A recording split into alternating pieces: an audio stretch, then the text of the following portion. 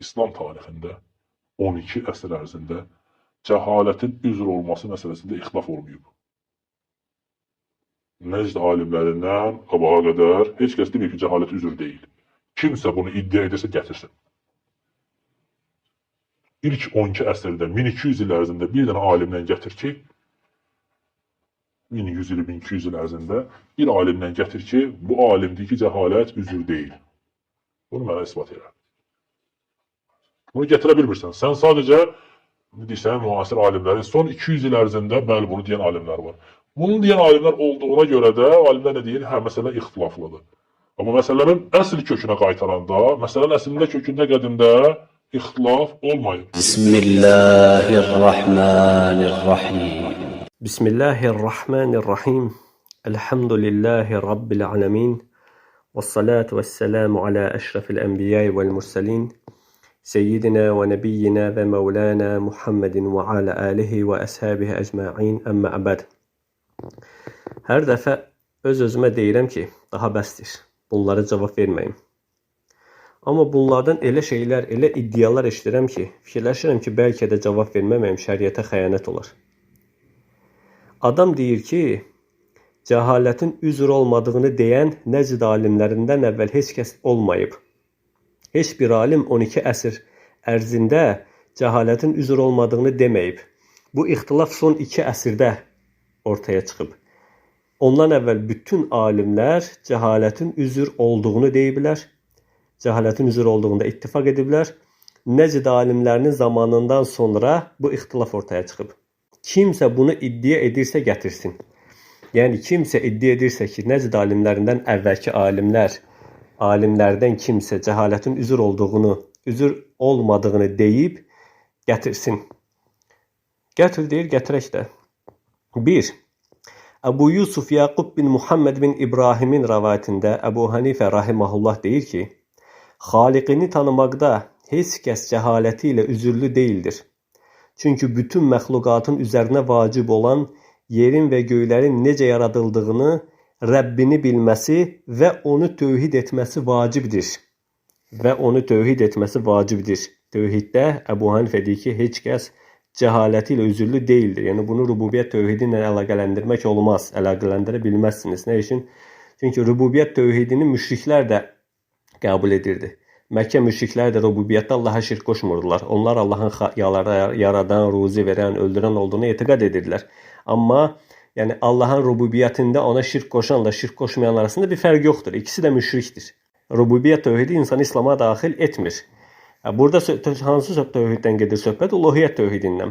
Və sonra deyir ki, fərzlərə gəldikdə isə kim bunları bilməzsə və ona həmən elm çatmazsa, bu kəsə hökmlə əlaqəli hüccət iqamə edilməmişdir. Fərzlərə, tövhiddən sonra gələn fərzlərə gəldikdə isə ona hüccət çatmazsa, bu elmləri onda olmazsa, nədir? Hökmlə əlaqəli hüccət ona iqamə edilməmişdir. Kəsani Bədai-ü's Sənai 9-cu cild 4378. Molla Aliyul Qari Şərh-ü Fiqhül Əkbər səhifə 207. İkinci, Şeyx Molla Aliyul Qari 1524-1605-ci illərdə yaşamışdır. Məşhur Hənəfi alimi. Buyurur ki, usul-i dinin tərifi etiqad edilməsi vacib olan şeyləri incələyən elmdir. Usul-i din nədir? Etiqad edilməsi vacib olan məsələləri incələyən elmdir. Bu iki qismə ayrılır. 1. Cəhalətin imanı pozduğu, yox etdiyi elm. Məsələn, Allah Teala'nın sübutu və selbi sifətlərinin, risalət və axirət məsələlərinin bilinməsi kimi.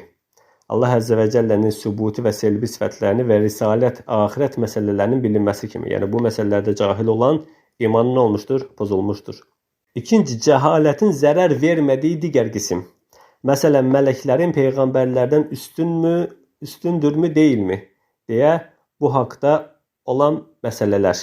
Şərh-ü Fiqhül Əkbər səhifə 169. 3. İmam Qarrafi Əl-Maliki rahiməhullah 1228-1285-ci illərdə yaşamışdır. Əl-Furuq adlı əsərində sufilərin şirk və küfür olan duaları haqqında danışarkən belə deyir.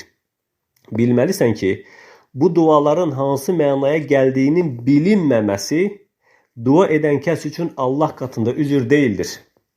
Bu duaların hansı mənaya gəlməsindən cahil olması, sufilər içərisində küfür, şirk olan dualar edirlər və o dualarda şirk, küfür olduğunu bilmirlər, cahildirlər. Allah qatında üzr deyildir. Çünki şəri qayda odur ki, mükəlləfin dəf etməyə qadir olduğu, imkanı olduğu cəhalət cahil üçün üzr deyildir. Əl-Furuq 2-ci cild 149-cu səhifə. 3. Yenə İmam Qarrafi rahimehullah Tənqihül Fusul adlı əsərində buyurur ki, bil ki, Allah dinin əsillərində icma ilə cəhaləti üzr görməmişdi. Şərh-i Tənqihül Fusul 439-cu səhifə. İcma ilə dinin əsillərində cəhaləti üzr görməmişdir. Ola bilər tövhid məsələsi, şirk məsələsi sizin üçün dinin əsillərindən deyil, onu deyə bilmərəm. Ona görə siz cəhaləti üzr görürsünüz. Şirk qoşanın müsəlman olduğunu deyirsiniz. Bəlkə də bu sizin üçün dinin əslindən deyil. 5. Yenə İmam Qarrafi buyurur ki, usul-i dində cəhalətə etibar edilməz. Səhih əqidəni soruşaraq və araşdıraraq öyrənmək vacibdir. Çünki şəriət sahibi usul-i din məsələlərinə çox ciddi yanaşmışdır.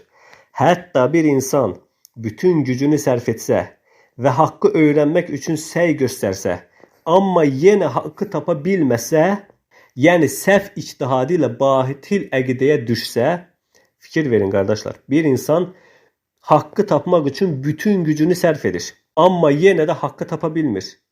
Səhv ictihad ilə batil əqidəyə düşür, məzhəblər arasında olan məşhur görüşə görə bu kəs kafirdir və ictihadındakı xətası ilə üzürlü deyildir.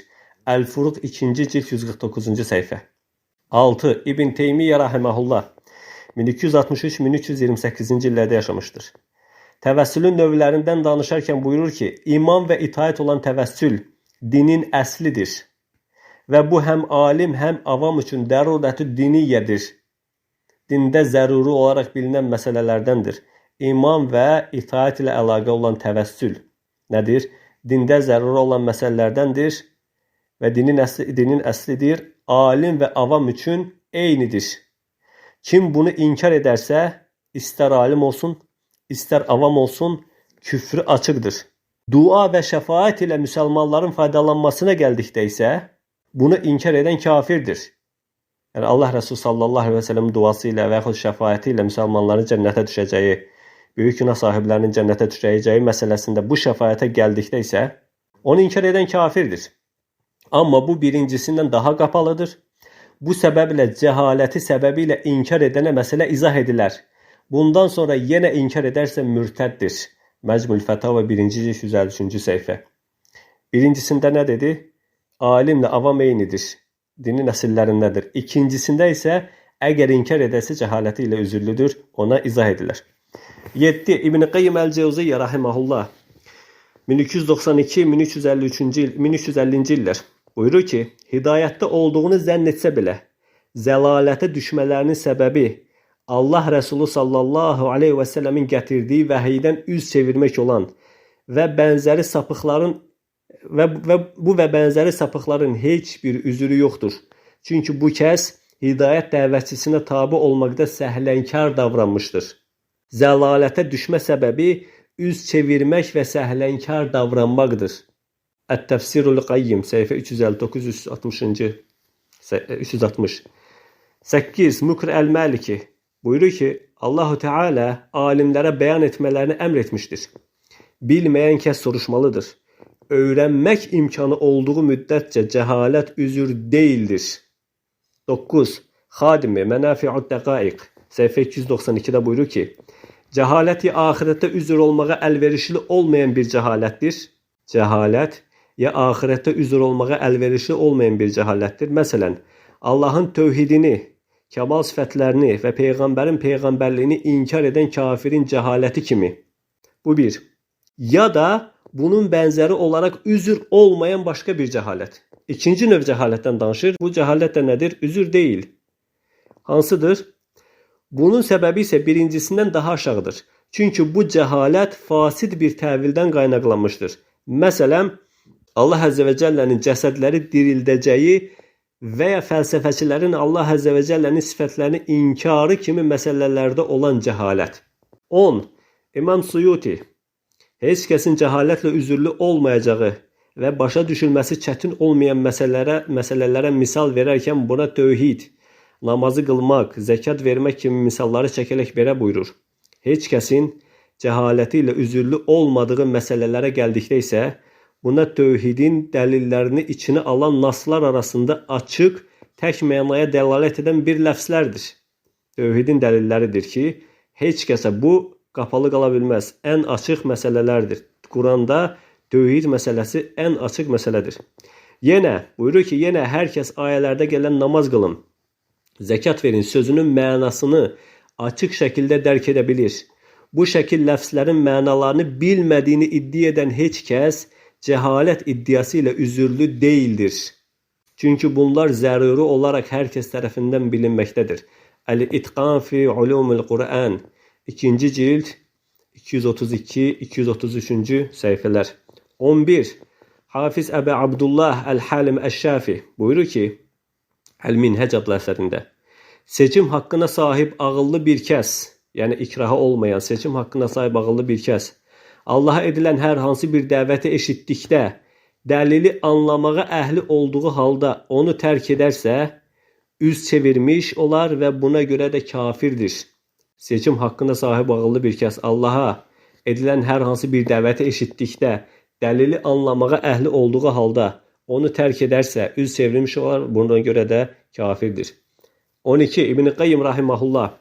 İslam Allaha ibadətdə təkləşdirmək, yalnız ona ibadət etmək, ona şirk qoşmamaqdır. Allah və Rəsuluna iman, gətirdiklərinə tabi olmaqdır. Qul bunlarla gəlməsə, müsəlman ola bilməz. İstənilən bir qul bununla gəlməsə, müsəlman ola bilməz.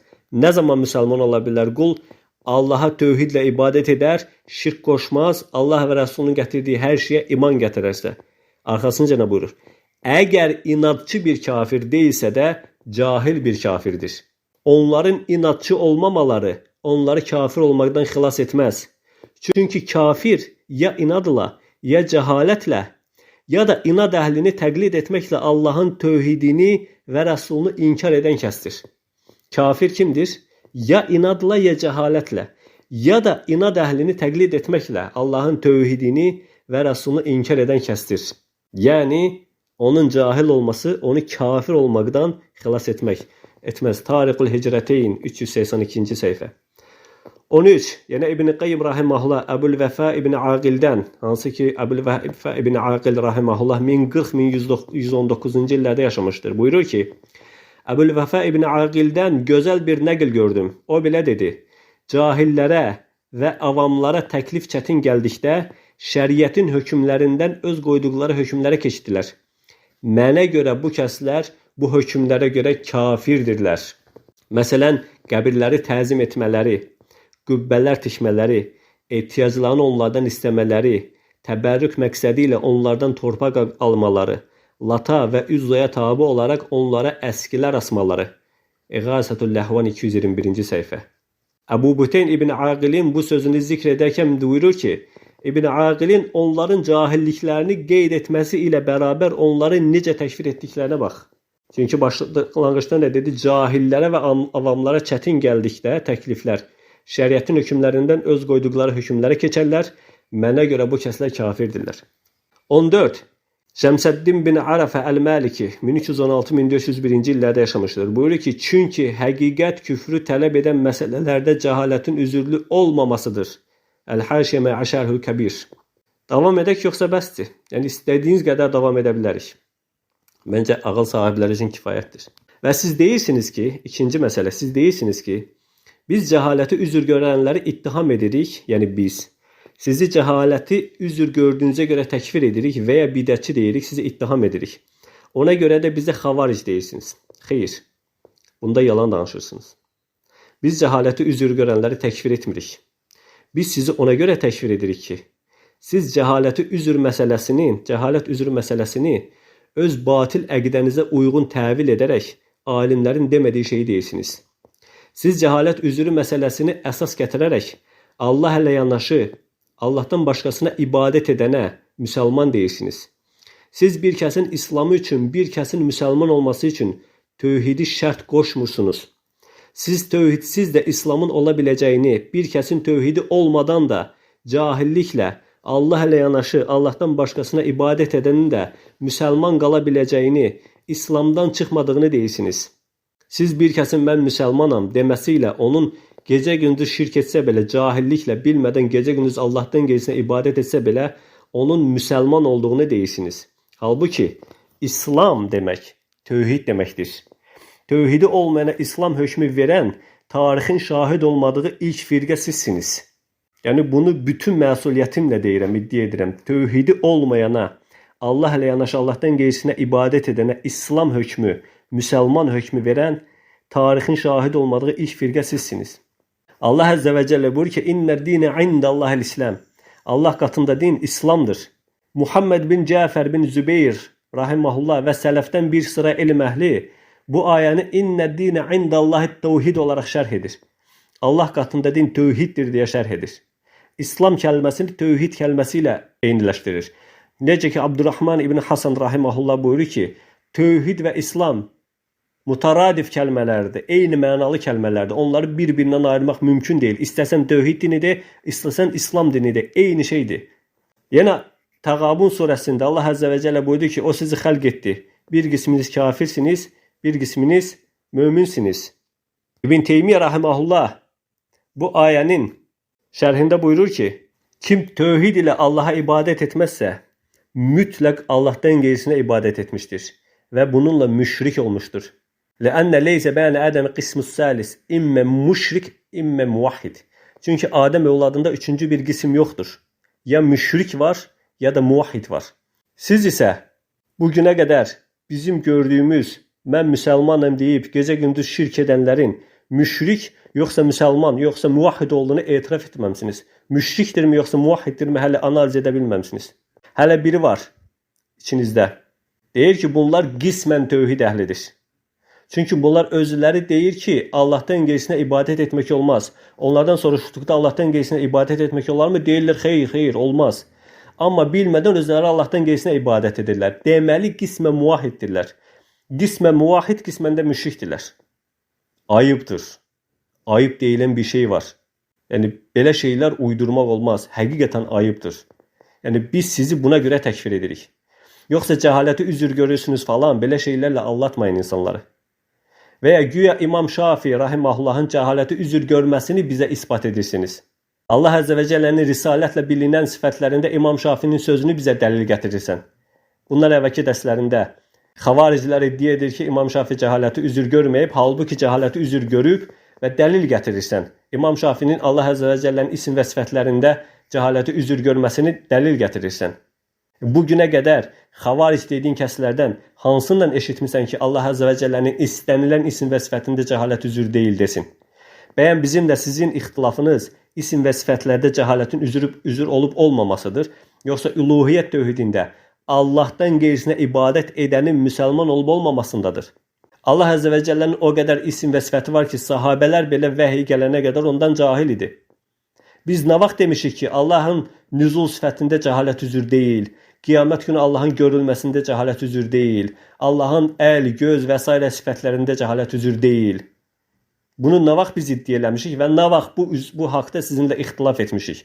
Nə vaxt sizə bu barədə bir rəddiyə vermişik ki, xeyr, siz səhv edirsiniz. İsim və sifətdə Allah Azze ve Celle'nin əl, üz, nüzul və s. bir çox sifətlərində, isimlərdə cəhalət üzür deyil. Nə vaxt iddia etmişik ki, siz bizə İmam Şafii'nin nəqlini gətirirsiniz. Yəni, əlaqəsiz şeylərlə bizə niyə dəlil gətirirsiniz? Bircə hərf gətirə bilərsiniz bu barədə ki, İmam Şafii qəbrə ibadət edən, Allah'tan gerisinə dua edənə müsəlman deyib. Əksinə, İmam Şafii nəinki dinin əsli olan üluhiyyət tövhidində, heç dində bilinməsi zəruri olan məsələlərdə belə cəhalət üzür görməyib. Məsələn, o belə buyurur, elm iki növdür. Ağlı başında olan heç kəsin cahil olmayacağı elm. Ağlı başında olan heç kəsin cahil olmayacağı elm. Dedi ki, məsələn, dedim ki, misal olaraq 5 vaxt namaz, Ramazan ayının orucunun fərz olması, gücü çatanın həcc etməsi, zəkatın verilməsi, zinanın, oğurluğun, içkinin haram olması. Bu cür elmlərdə xəta, təvil, cədəlləşmə caiz deyildir. İkinci elm, qulların mükəlləf olduğu fərzlərin təfərrüatı, xüsusi hökmlər və barəsində Quran və sünnətdə açıq dəlil olmayan, olsa belə gözə çarpmayan, avam üçün əhəmiyyətli olmayıb, alimi maraqlandıran elmlər. Ər-Risalə 357-360-cı səhifələr. Üçüncü, və mən sizin bu yalan iddianıza cavab verdim. İndi siz bizə cavab verin. Buyurun Quranda, sünnətdə, səhabədən, tabeyindən, ətbə-ü tabeyindən, 4 məzhəbdən, ondan sonra gələn mütəaxir alimlərdən cahilliklə Allah ilə yanaşı başqasına ibadət edən müsəlmandır. Cəhalətinə görə müsəlman olaraq qalır deyə bircə nəql gətirin. Biz illərdir sizdən bunu gözləyirik, hərə bircə nəql gətirən olmayıb. Madam ki cəhaləti üzür görməyən nəcd alimlər olub, ondan əvvəlki alimlər cahilliklə Allahdan qeyrisinə ibadət edənə müsəlman deyiblər. 12 əsr ərzində Allahdan qeyrisinə qəbirlərə, pirlərə, övliyalara ibadət edənlərə əvvəlki alimlər müsəlman deyiblər. Bircə nəql gətirin. Mənə xəfi məsələlərdən cahil olan yox, Allahın bəzi sifətlərindən cahil olan yox, şəriətin əhkamlarından cahil olan yox, məhz uluhiyyət tövhidində şirk qoşan müsəlmandır, İslamı pozulmur deyə bircə nəql gətirin. Və əlavətən falan alim deyib ki, onlar təkfir olunmur, hüccət çatmayacaq kafir kimi verilmir kimi sözlər yox. Bunların nə mənaya gəldiyini dəfələrlə izah etmişik. Yenə də sonda qısa olaraq izah edəcək ki, bu nə deməkdir? Yəni bu sözlərdə alimlərin nə qəsd etdiyini dəfələrlə açıqlamışıq. Allahdan qeyrisinə cahilliklə ibadət edən müsəlmandır deyə bircə nəql gətirin ki, gözləyirik. Dördüncü, güya siz cəhalət üzürdür deyən alimlərin görüşünü götürürsünüz. Xeyr. Yəni burada da səmimi deyilsiniz, burada da yalan danışırsınız. Cəhalət məsələsini elm əhli 2 yerdə müzakirə ediblər. Bunu istənilən kitabdan oxusanız görəcəksiniz. İstənilən yerdə bunu açıqlamışıq və yenə də açıqlamağa hazırıq. 2 yerdə üzr görüblər. Daha doğrusu 2 yerdə müzakirə ediblər. 1. Tövhidi qəbul edib İslam'a yeni girən, şirkdən, şirkin əhlindən bəraət edib, çünki İslam nədir? İstislamu lillahi bit-tevhid və-inqiyad lehu bit-ta'atihi və bəra'atun minəş-şirk və-əhlihi. İslam tövhid ilə Allaha təslim olmaq, itaət ilə boyun əymək, şirkdən və əhlindən bəraət etməkdir. Bir kəs tövhid ilə Allaha təslim olub, itaət ilə boyun əyib, şirkdən və əhlindən bəraət etdikdən sonra İslam'a girir, İslam'a yeni girən və ya müsəlmanlardan uzaq bölgələrdə yaşayan kəs öyrənmək imkanı əsla olmadığı, cəhaləti özündən dəf etməyə qadir olmadığı halda İslamın ərkanlarından, fərzlərindən, vaciblərindən, hansı ki yuxarıda Əbu Hanifə dedi, fərzlərə gəldikdə isə o halda alimdə cəhaləti üzr görürlər. Tövhiddən sonra gələn əhkamlarda namazın vacibliyi, orucun vacibliyi kimi zahiri məsələlərdə cahil qalan kəsin cəhalətini üzr görüblər və bu icma olunmuş məsələdir. Haqqı öyrənməyə, axtarmağa, araşdırmağa imkanı olan heç kəs cəhaləti ilə üzürlü deyil. Yoxsa Allah ilə yanaşı cahilliklə başqasına ibadət edənin müsəlman olub olmaması falan belə rəy yoxdur. Bu nə vaxtdan rəy olub? Nə vaxtdan ictihadi məsələ olub ki, burada alimlər 2 rəyə ayrılsın? İnsan tövhid ilə müsəlman olur. Tövhidi olmayanın müsəlmanmı, yoxsa müşrikmi olması alimlər arasında ixtilaf mövzusu ola bilməz. Heç vaxt olmayıb. Bu müasir dövrdə sizin uydurduğunuz ən çirkin bir iddiadır. Birincisi, müsəlmanın cəhaləti, yuxarıda zikr etdiyim. İkinci, fətrət əhli. Ahirətdə üzürlüdür, yoxsa yox? Fətrət əhli, hansı ki hədislərdə gəlir ki, Allah Rəsulü sallallahu aleyhi və səlləm buyurdu ki, Allah qiyamət günü od qalayacaq və deyəcək ki, girin dəli olan, ağlını itirib, həddən artıq yaşlanıb ağlını itirən kəs və s. Fətrət əhli də onlara aiddirmi, yoxsa yox? Bunun üzərində ixtilaf ediblər. Bəziləri deyib ki, bəzi alimlər deyib ki, bunlar da aiddir. Bəzi ayələri dəlil gətirdilər ki, وَمَا كُنَّ مُعَذِّبِينَ حَتَّى نَبْعَثَ رَسُولًا İsra surəsi 15-ci ayədə biz rəsul göndərməyəcək, heç kəsə əzab etmərik. Digər alimlər onlara rəddiyə veriblər ki, xeyr, bu dünyaya aiddir. Çünki ondan yuxarıdakı ayələri oxuduqda Allah Əzə və Cəllə deyir ki, şirk qoşanların, zülm edənlərin başlarına gələn aqibətləri, onları necə viran qoyduğum, məmləkətlərimizi necə viran qoyduqlarımıza baxın. O bu dünyaya aiddir deyiblər. Digər tərəf də etiraz edib ki, məsələn, Allah Rəsulü sallallahu aleyhi və səlləm öz atasının cəhənnəmdə olduğunu dedi. Halbuki onun zamanında, atasının zamanında risalət gəlməmişdi, peyğəmbər gəlməmişdi. Onun yenə də cəhənnəm əhli olduğunu dedi və belə uzun bir ixtilafdır, uzun sonsuz bir ixtilafdır. Buna girməyə ehtiyac yoxdur. Bunun üzərində ixtilaf ediblər ki, cəhalət onlar üçün üzürlüdür, yoxsa yox. Fətrət əhli üçün. Fətrət əhli də bu dünyada icma ilə kafirdir. Siz bu insanları fətrət əhli görürsünüzsə, onlara kafir hökm verməklə mükəlləfsiniz. Birinci qism cəhalətə gəldikdə isə, hansı ki dedim ki, icma var ki, İslam'a girən, yeni girən və ya uzaq bölgədə yaşayan bir kəs şəriətin əhkamları ilə cahil qalarsa, nədir? Üzürlüdür. Məsələn, İbn Teymiyyə rahimehullah buyurur ki, bir çox insanlar nübüvvət elmlərinin yox olduğu dövrdə və məkanda yaşayır. Hətta Allahın rəsulları ilə göndərdiyi kitabı və hikməti öyrədəcək heç kəs tapmazlar. Bir nəfər tapmazlar ki, Allahın kitabını və Allahın rəsulları vasitəsilə göndərdiyi kitabı onlara öyrətsin. Bu halda olan kəslər təkfir edilməzlər. Bu səbəblə müsəlmanlardan və elm əhlindən uzaqda yaşayan bir kəs zahir olan hökmdən birini inkar edərsə, ona təbliğ edilənə qədər təkfir edilməyəcəyi haqqında alimlər ittifaq ediblər. Əl-Fətava 11-ci cild 407-ci səhifə. İndi Allah üçün soruşuram. Sizin cahil dediyiniz cahil müsəlman dediyiniz kəslər bu halda olan kəslərdir.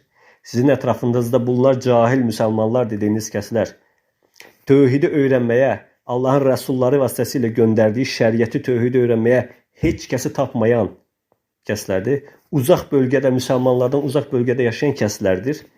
Siz deyirsiniz axı biz cəhaləti üzür görənlərin rəyini götürürük. Hansı alim öyrənməyə imkanı olduğu halda, müsəlmanların yaşadığı yerdə, müsəlmanlardan soruşmağa imkanı olduğu halda cəhalət üzürlüdür deyib bir nəfər alim deyin. Hansı ki siz deyirsiniz. Siz deyirsiniz ki bu müsəlmanlarıq, biz müsəlmanlar, hər tərəf müsəlman, məscidlər açıq, dəvət açıq. Məscidin yanında yaşayan, qapısı məscidə bitişik olan kəs isə cəhaləti ilə üzürlüdür. Hansı alim deyib bunu?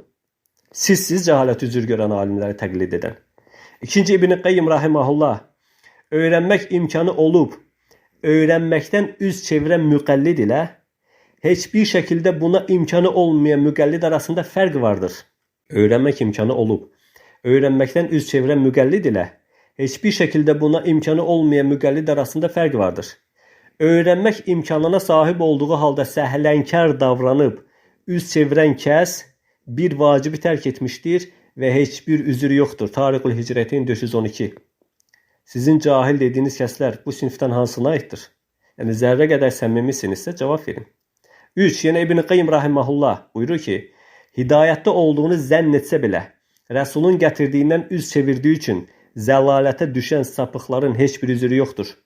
Yəni İbn Qayyim rahimehullah Mədaricus Səlikin 1-ci cild 239-cu səhifədə buyurur ki, Allahın əmr və nəhiylərini öyrənmək imkanına sahib olmasına baxmayaraq, cahil qalan kəs hüccət iqamə olunmuş kəsin hökmündədir. Buyur İbn Qayyimi təqlid elə. Buyur İbn Qayyim cəhaləti üzr görüb. Götür onun görüşünü. Götürün. Sizin cahil müsəlman dediyiniz kəslər Allahın əmr və nəhiylərini öyrənməyə heç cür imkanı olmayan kəsdir. Ona görə cahil qalıblar. Çıxın deyin, bəli, ona görə Allahın əmr və nəhiylərini bizim bu gördüyümüz insanlar, ətrafımızdakı insanlar Allahın əmr və nəhiylərini öyrənməyə heç cür imkanları yoxdur. Çıxın deyin də. Ona görə biz onları təkfir etmirik. Ona görə biz onlara cahil deyirik. Çıxın deyin də. Yenə Şeyx Əlaəddin Əs-Səmərqəndi Əl-Hənəfi buyurur ki, mükəlləfə hökm vermək üçün onun bilməsi şərt deyildir. Mükəlləfə hökm vermək üçün onu bilməsi şərt deyildir. Amma öyrənmə imkanına sahib olması kifayətdir. Bir adam öyrənmə imkanına sahibdirsə, onun bilib-bilməməsinə baxılmaz. Bilməsi şərt deyil. Öyrənmə imkanına sahib idi, bəli, öyrənməli idi. Hüccət qalxıb artıq ondan. Mizanul Usul 171-ci səhifə. Müfəssir Beydavi, alim və öyrənmək imkanına sahib olan cahil hökmdə eynidirlər. Təfsirul Beydavi 1-ci cild 47-ci səhifə. Fikir ver, alim və öyrənmək imkanına sahib olan cahil hökmdə eynidirlər. 5. İbn-i Lahham kimi tanınan Allamə Əlaəddin Ali bin Abbas Əl-Bəali rahimehullah buyurur ki, əgər bir kəsə cəhaləti ilə üzürlü olduğunu dediyimiz kəs, bir kəsə cəhaləti ilə üzürlüdür deyiriksə, hökmü öyrənməkdə səhlənkar və tənbəl davranmayan kəsdir. Əgər tənbəl və səhlənkar davranırsa, əsla bir üzrü yoxdur. Əl-Qavaid və Əl-Fəvaid Əl-Usuliyyə 52-ci səhifə. Mükr Əl-Maliki, Allah alimlərə bəyan etməyi əmr etmişdir. Bilməyən kəs soruşmalıdır. Öyrənmə imkanı olduğu müddətcə cəhalət üzür deyildir. Əl-Qavaid 402-ci səhifə. İbn Hüseyn cəhaləti üzr görüb deyirsiniz. Əlinizdə bayraq tutursunuz, İbn Hüseynin cəhaləti üzr görüb. Gəlin baxaq İbn Hüseynin sizin gördüyünüz şəkildə görüb cəhaləti üzr. Buyurur ki, Əl-Qavaidil Mufid alə Kitab-ı Tevhid 1-ci cilt 219-cu səhifədə buyurur ki, bu məsələnin təfsilatı ehtiyacı var. Cəhalət iki qismə ayrılır. İnsanın üzürlü olduğu və üzürlü olmadığı cəhalət. Öyrənmək imkanı olduğu halda səhlənkar davranan kəsin cəhalət üzrü yoxdur. Bunu küfür məsələsində və ya məsiyyət məsələsində olmasında bir fərq yoxdur. Əgər öyrənməyə səhlənkar davranmazsa, bu kəs cəhaləti ilə üzürlüdür. İndi soruşuram sizdən. Siz həmən alimlərin görüşünü götürürsünüz. Vallahi xeyir, billahi xeyir. Əgər o alimlərin görüşünü götürsəydiniz, sizin cahil müsəlman dediyiniz kəslərin hamısının ətrafınızda yaşayan dostunuz, qohumunuz, tanışınız olan kəslərin hamısının öyrənmə imkanı olub, səhlənkar davranan, üz çevirən, cəhaləti ilə üzürlü kəslər olmadığını etiraf edərdiniz. Sizin yolunu getdiyiniz sələfdən bircə alim belə yoxdur. Səmimisinizsə çıxın deyin ki, bəli, bizim yaşadığımız diyarın əhalisi haqqı əsla öyrənməyə imkanı olmayan, alimlərin dediyi kimi müsəlmanlardan və elm əhlindən uzaq bölgədə yaşayan, soruşmaq üçün heç bir nəfər müsəlman tapmayan kəslərdir. Ona görə də cəhalətləri ilə üzürlüdürlər. Çıxın deyin, deyə bilərsiniz, əsla deyə bilməzsiniz. 5-ci məsələ, deyirsən ki, Muhammed bin Abdülvahab cəhaləti üzr görüb. Bəli, düz deyirsən, cəhaləti üzr görüb. Necə üzr görüb? Sizin üzr gördüyünüz kimi. Əgər sizin gördüyünüz kimi görübsə, buyurun, bircə hərf gətirin ki, şeyx cahilliklə Allahdan qeyrisinə ibadət edənə müsəlman deyib. Bircə hərf gətirin ki, gətirə bilməzsiniz. Gətirəcəyiniz yeganə şey bu olacaq. Muhammed İbn Abdülvahab deyib ki, mən Əhməd Bədəvinin və Abdülqadir Qeylaninin qəbrinə ibadət edəni təkfir etmirəm, çünki onlar cahildirlər. Siz digər alimlərin sözlərini öz batil əqidənizə uyğun təvil etdiyiniz kimi, bunu da öz əqidənizə uyğun təvil edirsiniz. Halbuki şeyxin nəvəsi Abdüllətif bin Abdurrahman bin Hasan Minhacü Təsis və Təqdis fi Kəşfi Şübhət Davud bin Cərcis adlı əsərində dədəsi Şeyx Muhammed bin Abdülvahabın belə dediyini nəql edir. Biz sadəcə Allahın və Rəsulunun təkfir etdiyi Abdülqadir Qeylani və Əhməd Bədəvinin qəbri başında onlara ibadət edən, bütə ibadət edən və onlar kimi olan müşrikləri təkfir edirik. İndi necə edək? Şeyx bir yerdə deyir ki, etmirəm, digər yerdə deyir, edirəm. Siz də ya cahilliklə, ya da qəsdən belə bir mənhəc uydurursunuz ki, alimlərin bu barədə iki rəyi varmış. Şeyx bir yerdə belə deyib, bir yerdə elə deyib, araşdıranda belə görürük ki, şeyx cəhaləti üzr görüb. Halbuki heç bir alim şirk əhlinin müşrik olmasında ixtilaf etməyib. Belə bir rəy falan olmayıb. Mümkün deyil belə şey. Bunun cavabı odur ki, Şeyx Rahiməhullah əvvəlki alimlər kimi ismi ilə hökmü bir-birindən ayırıb. İsim ilə hökmü bir-birindən ayırıb. Şirk edən risalətdən əvvəldə müşrikdir. Ona kafir hökmü, mürtəd hökmü, malının və qanının halal olması, öldürülməsi hökmünə gəldikdə isə bu risalətdən sonradır.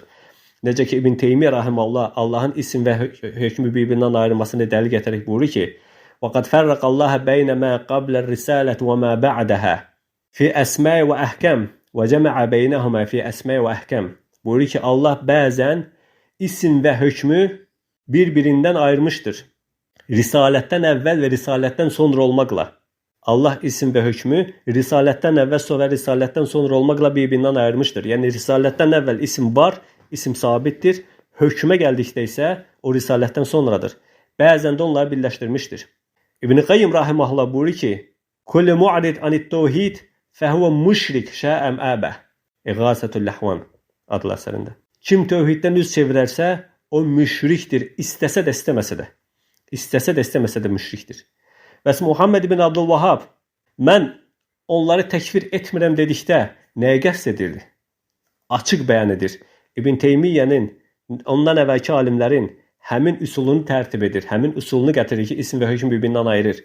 Buyurur ki, bu cinsdən olan müşriklər və onların misalları, hansı ki, əvliyalara və salihlərə ibadət edirlər. Fikir ver. Bu cinsdən olan müşriklər və onların misalları, onlara bənzərlər. Hansı ki, o kəslər ki, övliyalara və salihlərə ibadət edirlər. nəhkum bi ennehum müşrikun. Biz onların müşrik olduqlarına hökm veririk. Küfürlərinə gəldikdə isə onların hüccət risaləsindən sonra onların küfrünü görürük. Onları kafir görürük. Yəni bu apaçıq məsələdir. Bu əhl-i sünnətin üsuludur. Bu apaçıq məsələdir. Bunları ya bilmirsiniz ya da qəsdən gizləyirsiniz. Ona görə haqqı gizlədiyiniz üçün rəy var. Bəzi alimlər belə deyib, bəzi alimlər belə deyib. Heç bir alim Allah ilə yanaşı Allahdan qeyrisinə ibadət edənə müsəlman deməyib. Yoxdur belə bir alim. Zamanımızda çıxan bəzi zındıq alimlərdən başqa, özünə alim sayanlardan başqa. Tarixdə belə bir alim mövcud olmayıb. Subhanaka Allahumma və bihamdik, əşhədu en la ilahe illa ente, estağfiruka və etûbü ileyk.